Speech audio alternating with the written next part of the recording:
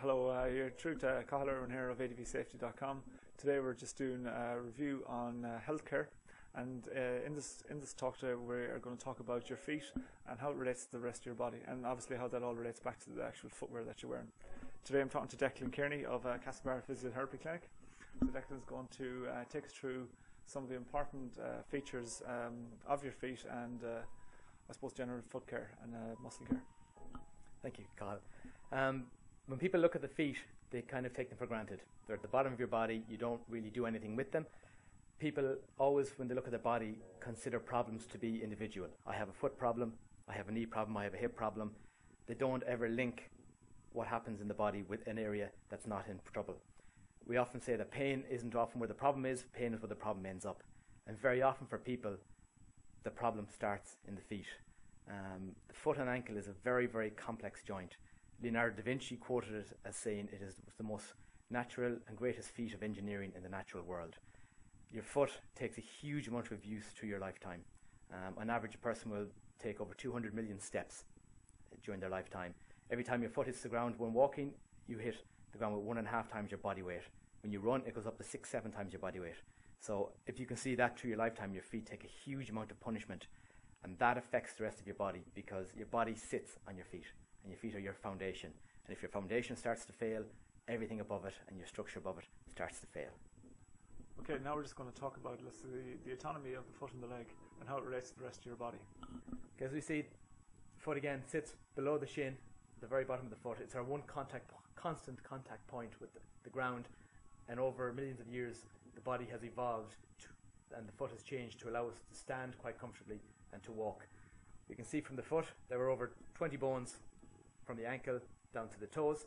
We have the big ankle joint which allows the whole foot to move, but then within the foot we have multiple joints across the middle and the front of the foot that allow the foot to move. The most important function of the foot is shock absorbency. We have two big arches in the foot that are there to take force out of the knee, out of the hip. We have a transverse arch which runs across under the tops of what we call the metatarsals, the footballer's injury. That is designed again as a shock absorber. And then we have the very big longitudinal arch that runs down the length of the inside of your foot. Famous for people who have fallen arches, high arches. This is the main arch we talk about when people talk about arch problems. And does that give us our shock absorbency? That gives us our shock absorbency. As you walk, when your foot hits the ground, that arch spreads out. That your arch drops, and that is like a spring. It's unloading and it's taking the force. As I said, when you walk, you can have up to 1.5 times your body weight. So your body doesn't want that force traveling up through the shin to your knee, to your hip, to your back. So its way of dealing with it is using the foot to absorb the shock, so the knee doesn't have to deal with it or any other structure further on up. As the arches get into trouble, we get problems because the foot then loses its ability to absorb the shock. So the knee and the hip and the back have to take more force than they would normally like. Very good. How does that, Declan, relate to the actual footwear that you're wearing? Do you need a high arch support in footwear, or is a flatter arch support better? It depends on everybody's foot is slightly different, and it would depend on what your foot is and what the size of your arch. Some people are born with very high arches, and some people have very, very low arches. Once your arch is comfortably supported is what we need. You don't want to try to force your arch up too high because that foot won't work properly, or you don't want to have completely no support if you need it. Everybody is different, so every arch needs to be examined different. Okay. What you need really is a shoe that's comfortable, that allows your foot to actually move so your arch can do its job, but at the same time it has to give that little bit of support to allow the foot a bit of stability. Okay. If you're too tight and the shoe is too much supported and doesn't allow the foot to move, then these joints can't do their job. Then we're stuck with this case of your foot hits the ground and the foot has nowhere to go, so we don't get that spring in the foot. So the shoe might try to take the force, but the best thing to take the force is the actual bones of the feet as a natural spring. Okay. So it's a comfortable, well-fitting shoe that gives just enough support to allow the foot to actually move naturally. One of the main problems we see, and a lot of people talk about, and you would have probably heard about, is people who have fallen arches and how that affects the body. We spoke already about the arch and what it does. A lot of people have flat arches, a lot of people have high arches. That in itself isn't a big problem. The big problem occurs when the arch starts to change, and then the body has to adapt to a change. The body's used to one arch, and all of a sudden if the arch starts to collapse sooner than normal, the body has to adapt to that. Oh, sorry, Declan. What would cause that arch to change? It can be from incorrect footwear that doesn't allow the muscles to work properly, and so they've weakened, so they don't support the arch, and the arch is left on its own. Okay. It can be due to injury, 1 or 2 ankle twists or chronic injuries that the person doesn't look after, and then they become a chronic problem, and the body has to adapt to them injuries, which means it leaves the arch vulnerable. As you get older, the wear and tear on your foot can cause that to happen as well. So there are a number of different reasons that can cause arches to start collapsing. Okay. Some people are just born with weaker tissue in the area, and they never do anything to strengthen it, so over time the arch starts to drop and loosen. Okay. When the arch starts to drop, so when you put your foot on the ground, we normally used to get our normal spring from the foot, which is what we want to happen. When the arches weaken or they start to drop, instead of just springing, the inside of the foot falls in. As that falls in, it causes the ankle and the shin bone to follow it. So the shin bone, your lower bone in your leg, has to rotate inwards to follow this new movement. That rotation starts to cause a shearing rotation at the knee. That in itself can cause knee pain.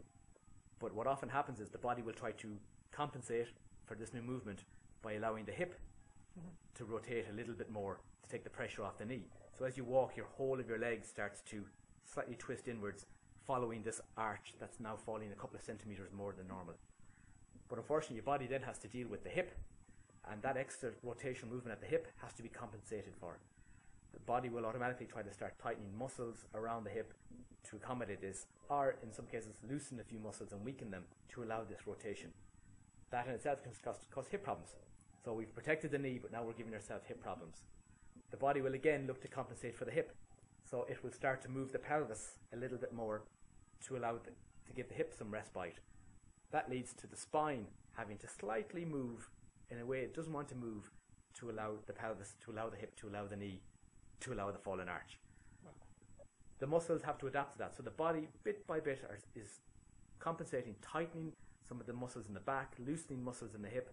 This leads to imbalances across the pelvis and across the back, which is the most important area because it's where the forces from the leg are transferred to the spine. Over time, this can start to cause ache because you're using your back as you normally would, but your body is more interested in minding this new twist and movement that's coming from the foot. So your back gets caught between doing what it wants to do and having to protect your foot. It can lead to back pain. And slowly that can start moving up the body, vertebrae by vertebrae. The body is slowly having to adjust to a problem in the hip, which has come because the hip is trying to save the knee, which has come because the arch is starting to fall. So over time, a small little drip, a small little extra movement in the foot from an arch problem can go and lead to back pain and back trouble all the way up. And does orthotics fix this then? Orthotics can fix it. If the arch is collapsing, then what you need to do is stop that movement. So customized orthotics, where they measure your feet and check the height of your arch and check how your foot is moving, they put in an artificial lump, an artificial arch, that while it won't really help that much with shock absorbency, it will help with that movement. Okay. So it stops the collapsing of the arch, which automatically stops all the rotations in the body. But on top of that, if you just put in an orthotic, that's one thing. You also have to look at what, in the muscles, what has changed all the way up. Okay, very good. Because the body is very good at building in compensations. It's not very good at taking them out when it doesn't need them. So you often fix the problem, but get left with some of the compensations. So an orthotic on its own, while it will help, you need to look at rebalancing the muscles and making sure that you've strength in the right place and your weakness is eliminated. Yeah, that's interesting because I wear orthotics myself, and today I put on a different pair of shoes and put the orthotics in, and I have a pain in my ankles. Yeah, because your body's used to one movement, you change it, it has to adapt to a different movement. It's not used to it. Yeah. So it's trying now with you, for example, fighting to try to work out what muscles do I have to contract to do this, and some muscles just aren't able to do it because they haven't had to do it for so long that they become weak, and the body will be struggling to work it out, and often they leave you with pain. Yeah, gas. Yeah, it can happen very, very quick, or the change can be very, very slow. Okay. You may have no issue or believe you've no issue with your feet, you just might be presenting with back pain or hip pain. And eventually a good therapist will look further away than just the pain, and they will eventually go back down and find a problem with the feet. Declan's just going to talk us through the muscles in our feet and how they relate to the rest of the body now. Thanks, Carl. Now, we've already spoken about the bones and how the joints are together and the importance of the arches. All of this structure is supported by the muscles. They are what drive your foot. They're what control the foot. They're also what stabilize your foot while you're moving. As you walk, your body is transferring all your body weight across your foot. It's the muscles that are sending signals to the brain to tell the body what's happening with the foot, so that you don't have to look at your feet, or you understand what's going on without watching where you're going. They're also the muscles that control how your foot is moving, and obviously how you push off your foot. So if we look even at the back of the foot, first of all, we have the big famous calf muscles, which are actually two muscles, the gastrocnemius and the soleus muscle. They're the muscles responsible for pushing you up onto your toes. They drive you on when you walk, they help you when you jump. They're the most powerful muscles down there. But even below these, we have a lot of muscles for your toes. A lot of the muscles that control your toes, moving, curling your toes, extending your toes, all come from your shin. We have them all in, under, behind the calf, and these travel down, and all the tendons travel underneath the ankle and underneath the sole of the foot, attaching to the toes. On the front side of the foot, we also have muscles like tibialis anterior, extensor digitorum longus. These muscles, again, travel down across the front of your foot. They lift up your whole foot towards your knee. They also lift up your toes. Inside and outside, we have muscles as well. The most important ones are on the outside. They're called the peroneals. There's three of them, and they are the muscles that control how your foot moves side to side. These are the guys that are designed to stop you twisting your ankle. They're not very good at their job because they're so far away from the brain. They react quite slowly, but they are designed to stop you from rolling out in your ankle, which is probably the most common ankle injury, foot injury you will see, is that twisted ankle. And they are the ones that get damaged the most. And when they get damaged, they lead to further problems, because when you damage these, you damage the sensors and you damage the information going to the brain. Okay. So when the brain isn't getting the incorrect information, it's not exactly sure where your foot is. This is why you see people who twist their ankles and don't get them rehabbed. They start to have second and third and fourth twists in their ankles. Okay. They start to complain of weak ankles, because what we call the proprioception, which is your body's ability to know where everything is in space, when that gets damaged, your brain is never exactly sure where your foot is. So when you're running, when you're walking, the information could be delayed, the information could be incorrect. So your brain is never exactly sure, is your foot 10 degrees down, 12 degrees down. So all them small differences mean the body gets worried, so it starts to tighten up a lot of these other muscles because it's not exactly sure what to expect. So that causes the whole system of the ankle, the foot, all the way up the leg to start changing and to tighten, because the body does not trust the information it's getting. So while the bones are important, the bones are driven by the muscles, and the muscles are what control everything once we start to move. These muscles are often, we talk about a substance called fascia, which is like the skin on a muscle, and it's a thin layer like a cling film that surrounds all muscles, and it travels from the sole of the foot up through the back of the calf muscle, through the hamstrings, up through the back, and it travels in sheets all the way up to the back of the neck. So if you have trouble with your feet and this fascia starts to tighten, it can put a pull all the way up through your body, and it winds all the way up the shoulders to the back of your neck. There are crisscrossing fascia sheets throughout the whole body. So problems with the muscles and the feet down here can lead to a pull and a tightening of this fascial tissue, which leads to restrictions further on up the body. Okay, so now, Declan, just I suppose the important part for us, I suppose being a safety company, is basically how your feet, and it relates back to your footwear and your general health as a result of the selecting the right footwear. So I suppose Declan just gives a quick synopsis from his point of view on that. Okay, Carl, we've already explained the importance of the feet. We've shown you the structure of the foot and how much work it actually goes through in your lifetime. So it should be quite obvious of how important it is to make sure you protect these two things at the bottom of your legs, which we all take for granted. The first thing is obviously having a shoe that's going to protect your feet from impact, from bones being broken, from crushing. So you need obviously a shoe that's going to protect from falls, from sharp objects. You also need, for example, if you're standing for long periods of time, you need correct cushioning, because them feet of your arches will be under constant strain. So if you can get a shoe with correct cushioning to just give the arches of your feet that extra bit of help, in particular for long-term standing, cushioning is very, very important. That's true, because we've, I suppose one of our customers had everybody in a particular area was having a lot of difficulty with their footwear, and we said they wanted to replace footwear, and we went in and we said no, there's no need to replace the footwear. The footwear was all adequate. It wasn't our footwear, but it was another company's footwear, and we gave them all a gel insole, and it solved all the problems overnight. People were having hip troubles, back problems, you name it. So yeah, it is to do with cushioning. Cushioning is very important. Yeah, in particular for standing still. I mean, when you're sedentary and you're not moving around too much, cushioning is important because the arch just sits there. Yeah. And it starts to become strained over hours and hours. So putting in cushioning, putting in a gel insole, it just helps reduce that stress on it that little bit. And the body often just needs that little bit of help to do it. And it generally will help quite a lot, just small little bits of cushioning. On top of that, if you're moving around, you also need a sole that's going to be flexible. Because as we showed with the arches, you move. And as you walk, you have to move and roll off your toes. So you need a certain amount of flexibility around your toes and around the middle of your arch. If the sole is too solid, your foot can't move. So your foot can't move properly, which means instead of you rolling off your foot and instead of you walking naturally, your body has to adapt how it walks and it has to lift your feet because your feet you can't roll through your normal step. So if you lift your feet, then you're having to use muscles in your hips and your shins to do a thing that it's not supposed to. So the muscles then start to get into trouble slowly because of that. So the importance of having good cushion soles, but also having soles that are flexible. And soles that will allow your foot to do its natural movement. We want to get your foot to move as naturally as possible. The more you restrict what the foot naturally does, the more problems you build in. If you completely restrict what the arches do, the muscles that support the arches become weak because they don't have anything to do.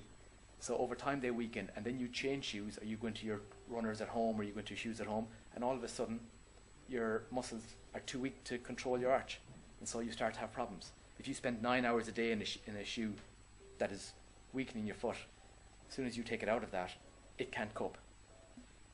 We need a shoe that's quite comfortably tight, not overly tight because that leads to problems with bunions and with corns and with kind of disfiguration of toes. But we need it to be tight so it's not moving. We don't want friction in the shoe. We don't want the foot or the heel moving in the shoe because that can lead to blisters, can lead to problems with tendons, tendinitis. So we want a shoe that's comfortable, allows the foot to move, allows the foot to breathe. And we have to remember as well, during the day your foot expands. Your foot swells up to half a size. So you want to make sure that your shoe allows this expansion. Your foot is bigger in the evening than it is in the morning. So you should always make sure that your footwear is ready for that and that you take that into account.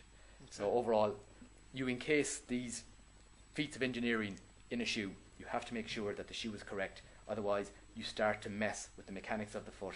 And as we've shown, that starts to mess with the mechanics of the whole body, which can lead to long-term pain and a lot of discomfort for people. Yeah, I've seen people in the past who've had a very wide foot go up a size because they couldn't get a shoe that was comfortable. So let's say they were a size 11, they ended up wearing a size 12, and they actually had a lot of back pain as a result. But of course, we never put it down to the footwear, but we just try and get them footwear that suits. But again, there is some companies out there like Bata that do 4-width of footwear. You will get more and more companies now who are interested in not just putting a shoe together and selling it to you. They're looking at width, they're looking at length, they're looking at cushion in certain areas that need it. They're looking at flexible soles, trying to make the shoes lighter because the heavier the shoe, obviously, the more your body's going to have to work. So more and more companies are realizing the importance, and it's not a case of just sticking a big shoe on your foot anymore. It's more looking at performance, and even it's taking ideas from the sports world and it's bring them back down. Walking is performance. It's how your body performs. So they're taking concepts and ideas from performance and they're bringing them into everyday shoes. And that's the way to go, and that's the best way to keep your feet healthy, which keeps your body healthy. If any of you have any queries or problems in relation to your feet, or back problems or joint problems in general, you can contact Declan here at the Caspar Physiotherapy Clinic. We'll put Declan's contact details up at the end of this podcast, and you'll be able to take them down there. Thanks very much for listening. Thank you very much.